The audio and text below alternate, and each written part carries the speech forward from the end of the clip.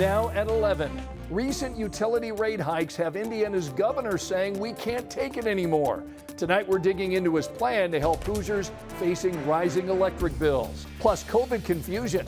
Tonight we're looking into the new vaccine guidelines and what they could mean for access this fall. Rain moving in. I'll have the latest with radar and how long you'll need that umbrella in your Thursday forecast. And delightful or distracting? We'll show you plans for a new piece of public art that's a little bit and dancing and a little bit those giant skeletons from Home Depot. Live from Indy, you're watching 13 News. And we begin tonight with the weather impact. Rain and storms moving through central Indiana right now. Thanks for inviting us in. It's 11 o'clock. Angela's tracking it. Are we expecting any severe threat tonight? Not widespread, but I do have one severe storm in the western part of the state, and that's where we're going to start this evening. National Weather Service has this storm under severe thunderstorm warnings. Originally started across parts of Park County, moved through Rockville. That warning set to expire at 11, but a new severe thunderstorm warning has taken over for portions of Putnam and Hendricks County. You can see the severe storm approaching Greencastle. This storm has the potential of winds up to 60 miles per hour.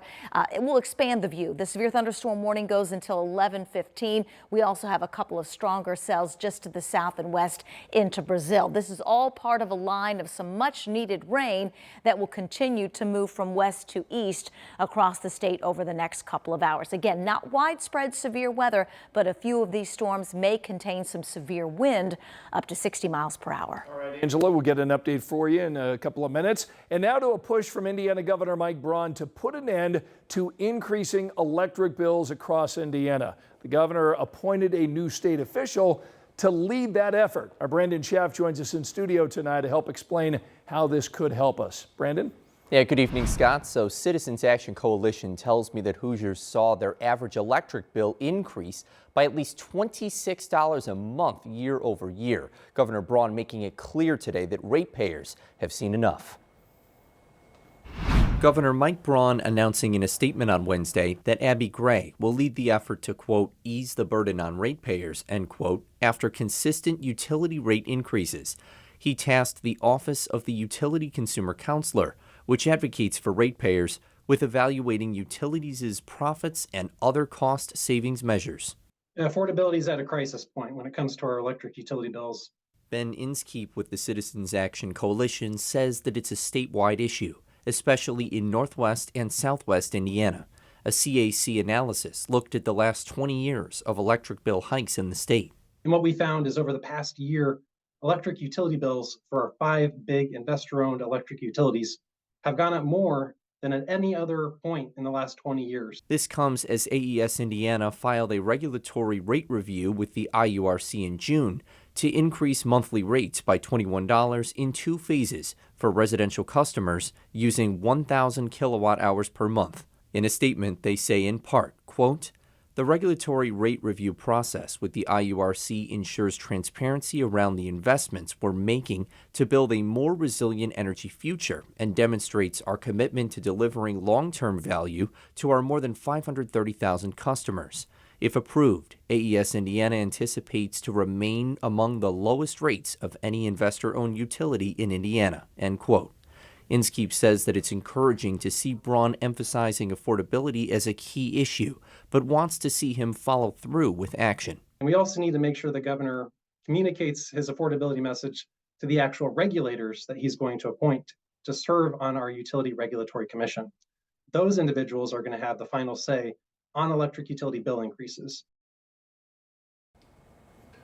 Now, there are 3 different IURC commissioners that will need to be replaced by Braun. Inskeep saying that they want those replacements to prioritize affordability and to protect those ratepayers. Scott. All right, Brandon, thanks so much. So as for the AES rate hike proposal, yesterday was the deadline for written comments to the Office of Utility Consumer Counselor. The deadline for that IURC order is March of 2026. Tonight, a woman is charged in a double homicide case dating back nearly 5 years.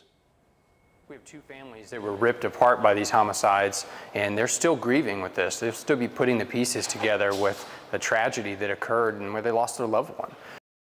All of this unfolded at the Postbrook Apartments on the Far East Side of Indy back in March 1st of 2021. Police at that time discovered 21-year-old Ashante Robinson and 23-year-old Patrice Jones dead.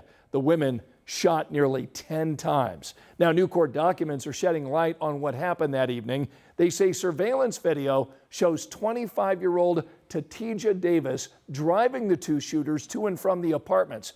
Davis is not accused of killing the women. She claims the man and woman who fired the gunshots forced her to drive the car.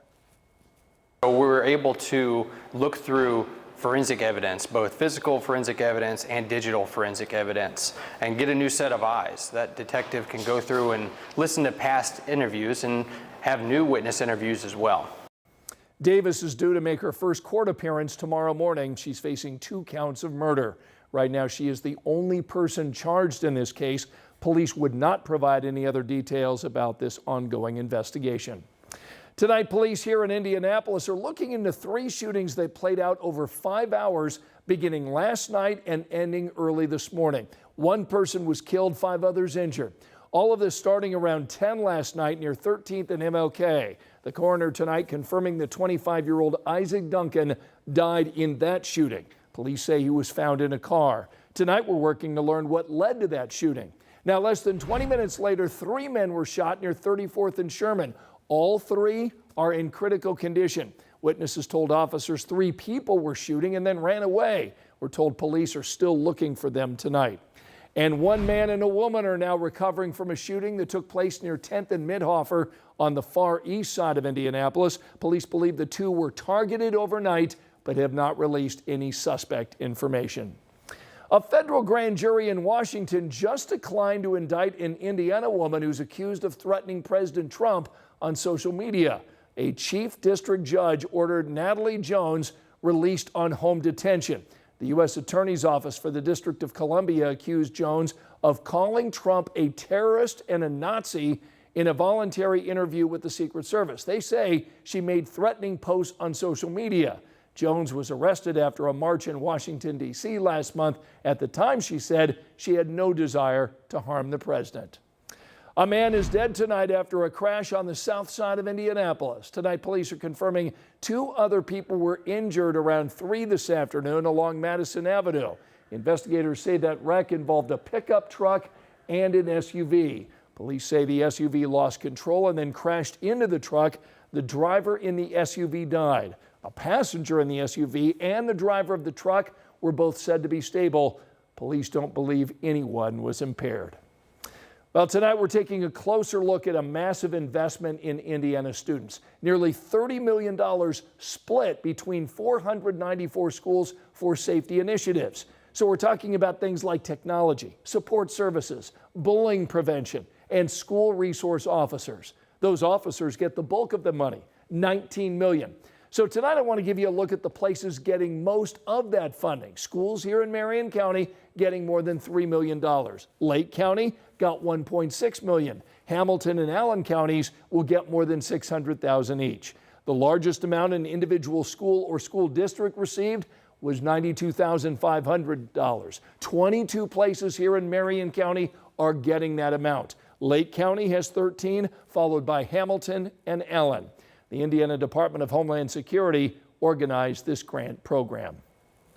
Well, tonight we want to talk about the confusion over the COVID vaccine. The FDA approved this year's vaccines for adults 65 and older and those who are younger and have certain medical conditions.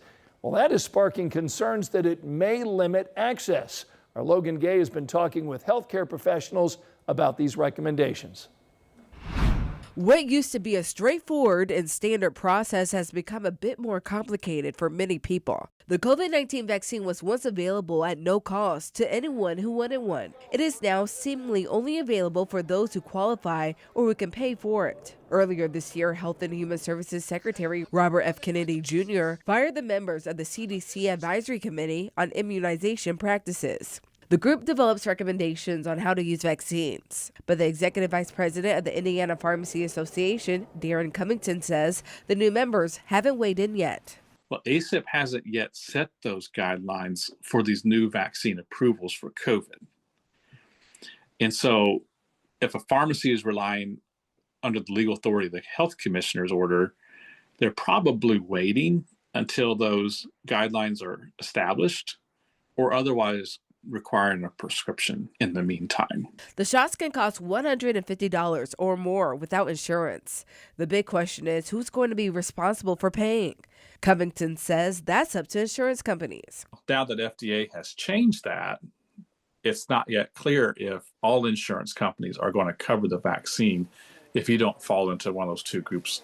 Pediatrician Dr. Eric Yancey worries how the uncertainty may impact patients. The scary part is that there will be a number of families who just can't afford to spend that amount of money on the vaccine. That's why the vaccine programs have been put in place in the first place, to actually make sure that children who are underprivileged and underserved can still get vaccinated.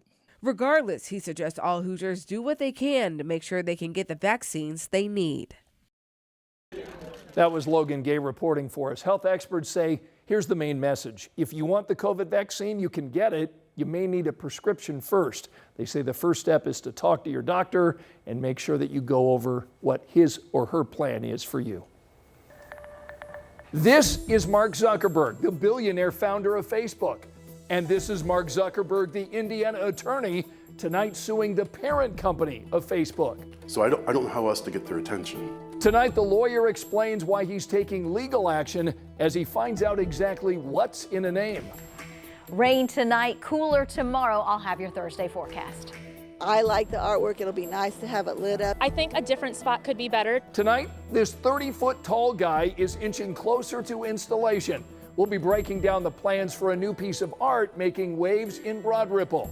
The story's next.